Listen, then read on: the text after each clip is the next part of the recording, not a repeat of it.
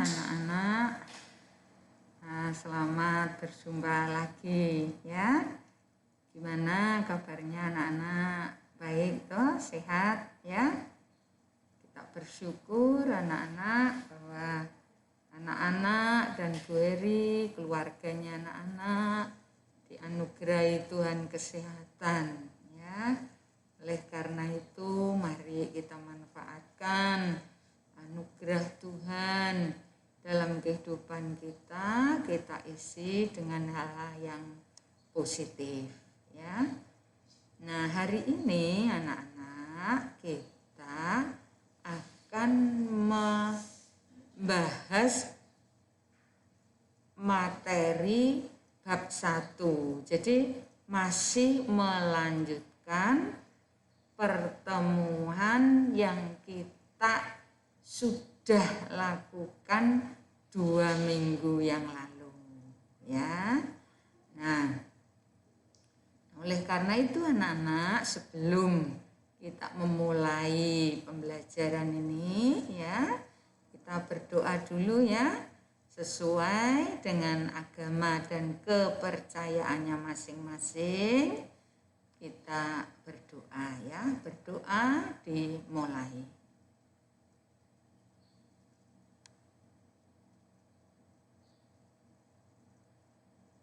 Berdoa selesai ya. Baik, Ibu sambil mempersiapkan PowerPoint-nya ya anak-anak. Nih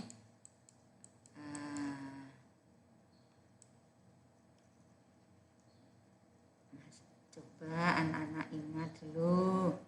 Kita ingat materi minggu yang lalu apa anak-anak? Nah, kita masih membahas tentang apa anak-anak? Dinamika ya. Dinamika perwujudan Pancasila sebagai dasar negara ya. Nah, untuk pertemuan anak-anak, pertemuan kali ini coba lihat dalam tayangan ini ya. Tujuan pembelajaran kita anak-anak, setelah anak-anak mengikuti pembelajaran ini, anak-anak ini harus bisa apa gitu ya, harus menguasai apa gitu ya. Jadi anak-anak diharapkan setelah pembelajaran ini dapat memahami tentang dinamika yang terjadi dalam masyarakat ya, dalam praktek atau melaksanakan Pancasila sebagai dasar negara ya. Oke, jadi tujuannya anak-anak memahami tentang dinamika praktek pelaksanaan Pancasila sebagai dasar negara ya. Oke. Nah, minggu kemarin kita sudah pelajari ini ya. Ini Ibu tayangkan cepat saja gitu ya. Nah, dinamika pelaksanaan Pancasila kemarin sudah kita pelajari dibagi 4 ya, 4 masa. Awal kemerdekaan, kemudian apalagi anak-anak, masa Orde Lama, Orde Baru, dan reformasi ya. Nih. Nah, masa Orde Lama anak-anak, pelaksanaan Pancasila itu belum ideal ya. Nih, buktinya apa? Buktinya ada beberapa kelompok yang melaksanakan pemberontakan yang tujuannya untuk mengganti dasar negara kita, yaitu Pancasila. Ya, ini coba siapa saja yang melakukan pemberontakan, ya. Satu, ada PKI, DITII, ya, kemudian APRA, Andi Asis, pemberontakan RMS, ya. Nah, mereka semua ini melakukan pemberontakan, intinya apa? Latar belakangnya adalah untuk mengganti dasar negara Pancasila. Ya, dengan dasarnya pihak-pihak yang melakukan pemberontakan, misalnya PKI, ya, ingin mengganti dasar negara Pancasila dengan dasar negara komunis, ya. DITII ingin mengganti Pancasila dengan dasar agama, ya. Dan selanjutnya, ya, ini Ibu hanya mengulang aja secara sepintas, ya. Kemudian pada masa Orde Lama, ya, nih pada masa Orde Lama, anak-anak, nih pelaksanaan kehidupan berbangsa bernegara condong atau cenderung dengan menggunakan dasar ideologi liberal, ya. Kemudian pada masa Orde Lama, anak-anak, terjadi juga pemberontakan, ya, DITII tapi di Sulawesi, ya. Kalau awal kemerdekaan DITII Jawa Barat, Jawa Timur, ya. Dan kalau pada masa Orde Lama ini terjadi pemberontakan DITII di Sulawesi, ya. Kemudian PRRI, Permesta, ya. Nah, ini sudah kita pelajari minggu yang lalu, ya. Kemudian pada masa Orde Lama juga sistem pemerintahan kita yang harusnya berdasarkan sistem presidensial ini ternyata menggunakan sistem demokrasi terpimpin, ya. Nah, harusnya menggunakan sistem presidensial itu. Nah, ternyata anak-anak demokrasinya menggunakan demokrasi terpimpin dan juga sistem pemerintahannya itu menggunakan sistem demokrasi liberal, ya. Nih. Nah, akhirnya apa anak-anak? Nih, dalam situasi kondisi bangsa kita pada saat itu masih dalam keadaan belum tertata, stabilitas dalam negeri juga banyak terjadi gangguan, ya, perekonomian rakyat juga belum bisa baik, gitu.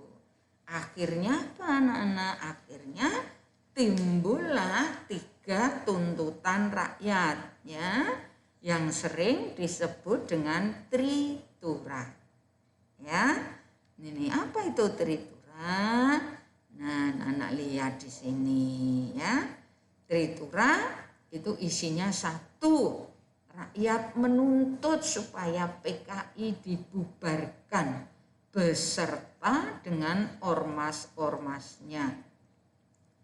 Kemudian juga rakyat meminta supaya kabinet Dwikora itu dibubarkan, dibersihkan dari unsur-unsur komunis, ya. Kemudian turunkan harga, gitu, ya. Nah, ini tuntutan rakyat. Kenapa? Karena memang pada saat itu anak-anak kondisi bangsa negara kita itu belum stabil, anak-anak bisa hidup seperti sekarang ini anak-anak, negara kita dalam keadaan stabil, anak-anak bisa sekolah dengan baik, dapat bantuan BOS, itu anugerah. Ya, maka kita mensyukuri, kita berterima kasih ya kepada pemerintah negara kita ini yang telah mengusahakan kesejahteraan rakyatnya dengan usaha yang maksimal, yang sungguh-sungguh ya. Nah, yang ketiga anak-anak pada masa Orde Baru ya, masa Orde Baru itu pada masa pemerintahan Pak Harto ya. Nah, pada saat itu pun juga terjadi penyimpangan, penyelewengan terhadap pelaksanaan Pancasila ya. Sudah kita bahas minggu kemarin, terjadinya pelanggaran HAM ya, di mana partai-partai politik dibatasi. Hanya ada 3 partai politik yang boleh ada pada saat itu. Hanya Golkar, PDI, dan P3. Ya, kemudian apabila ada masyarakat yang dengan ekstrim memberi masukan ya dengan tajam kepada pemerintah anak-anak, nah akhirnya apa? Banyak yang hilang ya, contohnya seperti siapa?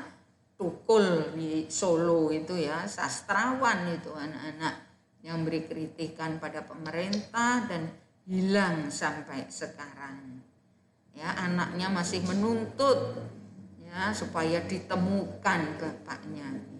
Nah, itu pelanggaran-pelanggaran pada masa Orde Baru ya, penembakan mahasiswa Trisakti ya. Nah, akhirnya kondisi negara anak-anak dalam keadaan yang tidak stabil. Nah, akhirnya apa? Rakyat pada saat itu dipelopori oleh para mahasiswa anak-anak minta supaya Pak Presiden turun ya. Nah, maka terjadilah masa reformasi. Jadi pemerintahan Pak Harto pada saat itu anak-anak diminta untuk berhenti. Akhirnya apa?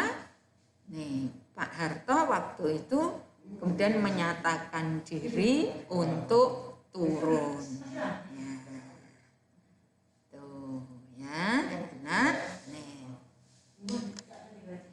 itu materi minggu yang lalu. Sekarang anak-anak kita masuk pada ini ya, Pancasila itu merupakan ideologi yang terbuka ya. Di dalam Pancasila mengandung banyak nilai-nilai. Apa sih nilai? Nilai itu kebaikan, nilai itu sesuatu yang berharga, nilai itu yang berarti ada kekuatan yang baik, yang berharga di dalam Pancasila. Ya, nah nilai-nilainya apa? Ya ada, terdapat di dalam sila-sila Pancasila itu anak-anak. Nah nilai Pancasila ada 3 ya, dan nilai dasar, nilai instrumental, dan nilai praktis. Nilai dasar artinya apa? Bahwa kelima sila itu ya, hakikatnya nilai dasar Pancasila ada terdapat di dalam sila-sila Pancasila itu sendiri anak-anak. Ya, ada sila ketuhanan, kemanusiaan, persatuan, kerakyatan, dan keadilan. Itu nilai dasarnya. Ya. Nah, kemudian nilai-nilai dasar ini anak-anak diwujudkan di dalam peraturan ya. Diwujudkan dalam UUD 45, dalam TAP MPR, dalam undang-undang. Nah, itu yang disebut dengan nilai instrumental. Ya. Nah, kemudian nilai instrumental ini diturunkan lagi, diwujudkan dalam pengalaman nyata dalam kehidupan sehari-hari masyarakat Indonesia. Nah, itu namanya nilai praktis. Ya. Contohnya apa? Kalau ketuhanan ya anak-anak dan beribadah kepada Tuhan. Saling menghormati antar pemeluk agama yang lain ya, tidak tukaran gitu ya anak-anak. Kemudian nilai praktis yang kedua apa? Kemanusiaan yang adil dan beradab. Anak-anak menerima temanmu apa adanya, dengan segala kekurangan dan kelebihannya. Ya, kalau kita bergaul tidak harus melihat latar belakang sosial teman kita. Oh, dia itu orang mampu, tidak mampu. Ya, tidak boleh lihat itu.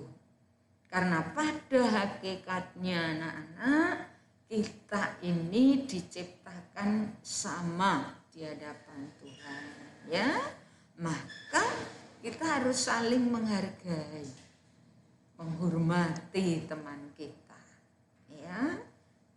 Itu nilai praktis yang kedua. Nilai praktis yang ketiga, sila 3 apa?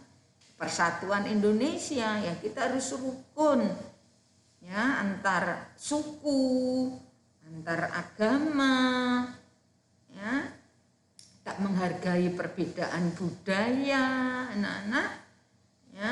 Ini nilai praktis sila 3, ya. Nih, percayalah pada Bu Heri, kalau anak-anak ini hidup rukun, anak-anak saling menghargai, anak-anak itu akan hidupnya enak gitu, ya, tentrem, tidak kembrungsung gitu. Coba kalau anak-anak punya kebencian, tidak suka terhadap orang lain, nah anak-anak banyak energi yang tersedot di situ. Ya, anak-anak ketemu orang itu aja sudah rasanya bededek kan. Nah, tidak boleh seperti itu, ya. Oke. Kemudian nilai praktis sila 4, kerakyatan, ya. Anak-anak harus suka bermusyawarah. Itu apa sih? Rembukan, ya. Ini dengan menggunakan akal, pikiran, logika yang sehat. Gitu, ya, anak-anak. Oke.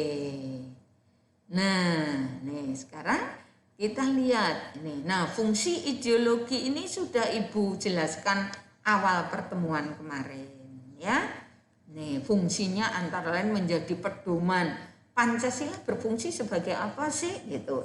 Antara lain menjadi pedoman bagi individu, masyarakat, bangsa dan negara dalam berpikir, melangkah, bertindak. Ya. Nih, yuk lanjut. Nah, Pancasila itu bersifat terbuka. Gampangnya, mudahnya anak-anak, bahwa ideologi Pancasila terbuka itu artinya apa? Kita tidak menutup diri, tapi menerima pengaruh dari mana saja, asal pengaruh itu sesuai dengan nilai-nilai Pancasila itu sendiri, ya, dan pengaruhnya tidak dipaksakan gitu, ya. Jadi ideologi terbuka itu cirinya apa? 1, nilai dan cita-citanya tidak dipaksakan dari luar. 2, nilai dan cita-citanya digali dari kekayaan rohani bangsa kita sendiri.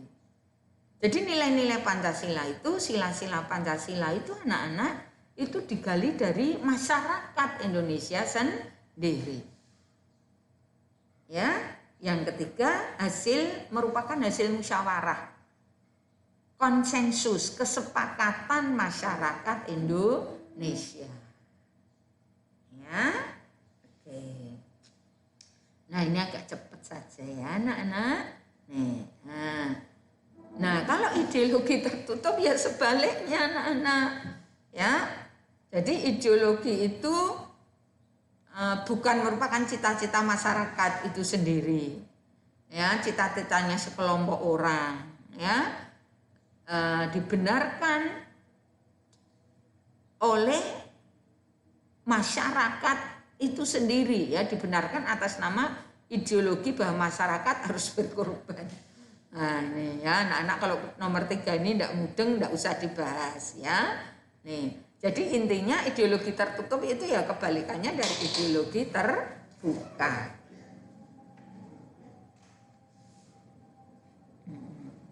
Ya, oke. Nah, Pancasila ini bersifat, karena keterbukaan Pancasila itu anak-anak bersifat aktual, dinamis. Aktual itu apa sih? Berkembang. Nih, ya, berkembang. Nih, kemudian senantiasa mampu menyesuaikan dengan perkembangan zaman. Ya, oke. Nah, lanjut ya. Nah, nilai-nilai yang terkandung dalam Pancasila sebagai ideologi terbuka adalah nilai-nilai dasar, nilai instrumen, dan nilai praktis. Tadi sudah Ibu bahas. Ya, oke. Ya, nih. Nih ya, makna dimensi Pancasila sebagai ideologi terbuka ada 3. Ya, dimensi idealisme, dimensi normatif, dan dimensi realita. Dimensi idealisme ini sama dengan nilai dasar, anak-anak. Ya, coba kita lihat ya.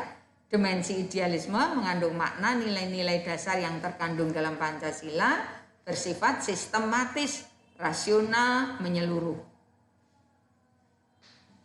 Dan dimensi normatif, maaf anak-anak sebentar, sudah mau ditutup Pak? Oh enggak, ya. Maaf. Ya.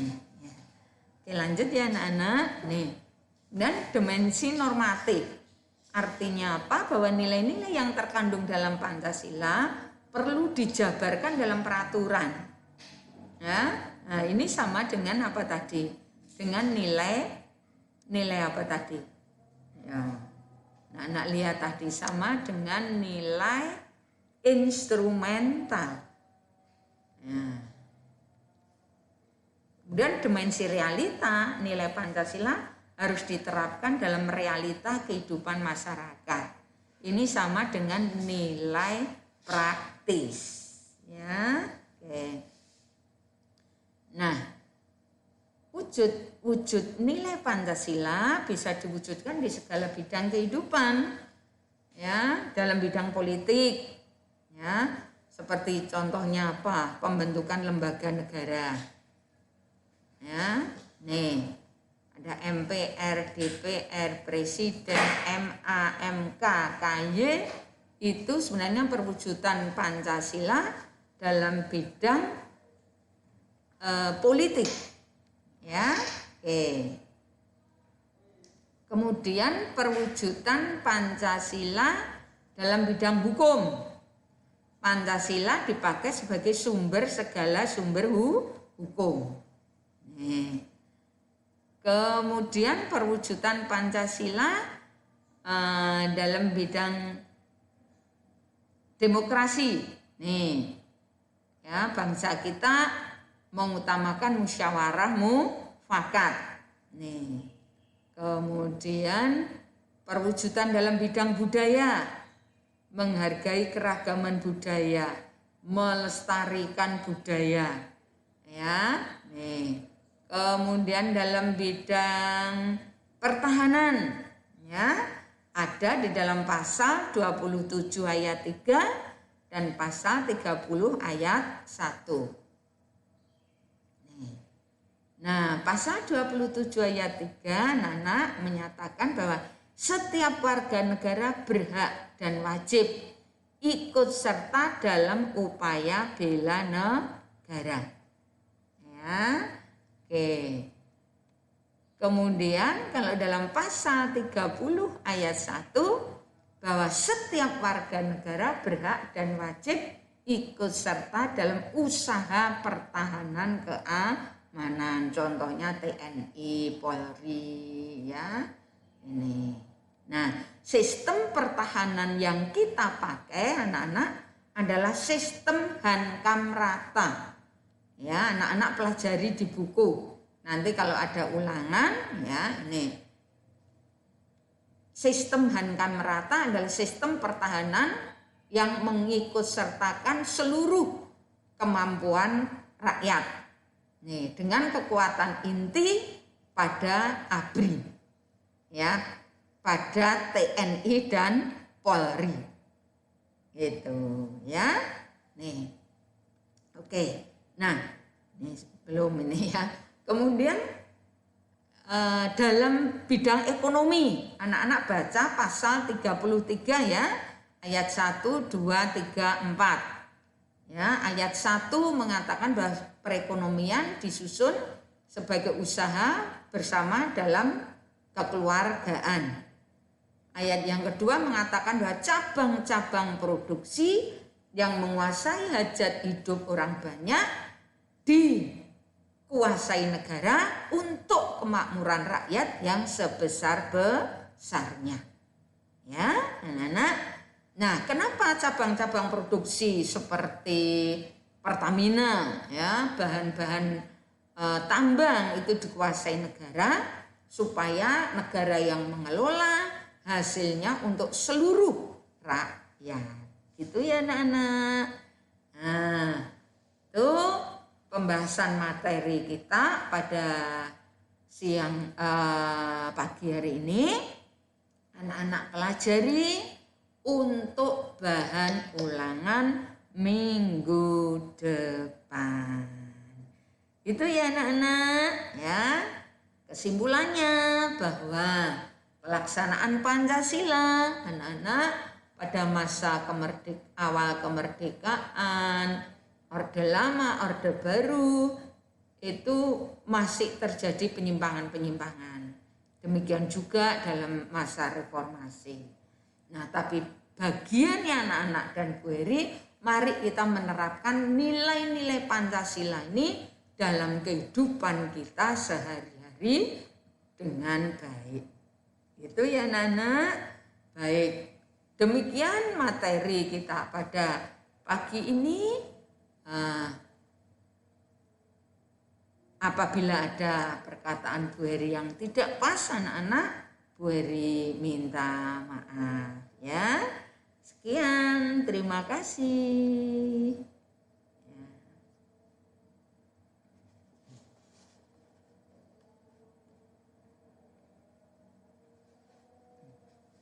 Terima kasih anak-anak. Ya. Oke. Bu Heri akhiri